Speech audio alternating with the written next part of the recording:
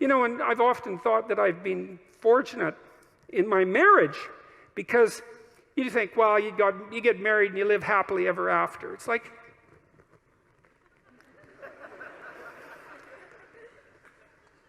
that's not it, is it? You don't want that even. What do you want? You want your partner to do just all she's going to do is sprinkle rose petals in front of you, right? And pat you on the back of the head and tell you how wonderful you are constantly, day after day. Man, you'd be so sick of that after maybe it'd take a month.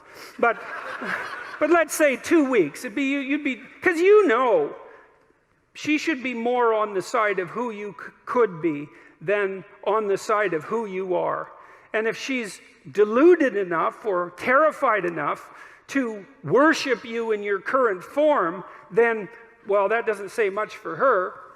And it certainly isn't very helpful for you. You want someone that's going to get in the way now and then, and to contend with. And I've been fortunate in my marriage because I have someone to contend with. We have our discussions, and they're not easy.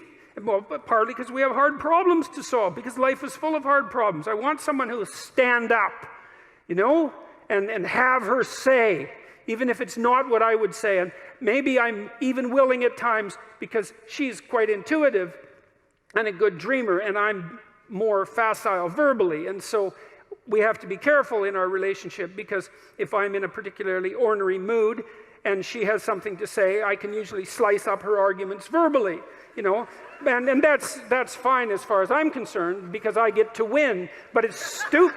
Well, it's stupid. It's, first of all, that doesn't mean I'm right. It just means I can formulate verbal arguments slightly faster than she can, but her intuitions and her dreams are often extraordinarily accurate. And so we've learned to some degree, to buttress each other's arguments just on the off chance that the person that you were foolish enough to marry might know something you don't now and then about something important,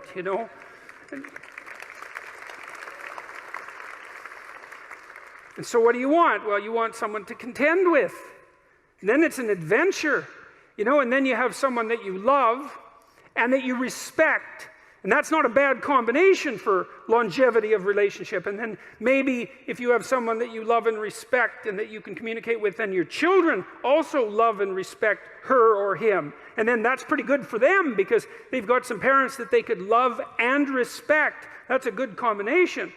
It solidifies their life. And so you want to contend with them. And you want a job that's challenging, I would say, that pushes you beyond what you already are. And God only knows how hard you need to be pushed in order to go beyond where you are. But, to some degree, if you have a choice, it's not that uncommon that what we'll do is choose to be pushed to the limit, especially when we're at our best. We think, wow, where's the limit? It's here. Maybe I can manage that. I'm going to push myself right to the damn limit. Then I'm going to push myself a little bit over just to see if it's possible. And if that happens, then, you emerge with a sense of triumph. I'm now more than I was, right? And maybe that's what you're here to be, is to be more than you were, right? To push those limits. And to do that, you contend with the world. You wrestle with God. You don't casually say, I believe, because who knows? No one knows, right? We're separated from the infinite by death and ignorance. We don't know. We contend, we wrestle. And in that maybe we find our destiny. At least we find our purpose. We find something that justifies us to some degree. If I'm awake at night wondering, and I think, God, I pushed myself as far as I could in this effort, whatever the effort that I'm considering happens to be. I pushed myself. I don't have a weight on my conscience because I let something go or I failed to accomplish something. I mean, I do often have those sorts of weights. I'm talking about the rare times when I don't.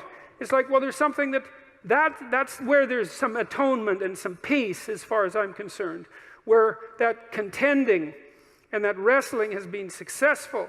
And I would say that insofar as you're deeply involved in that, like completely involved in that, thoroughly involved in that, then you have the right to say that you believe in God.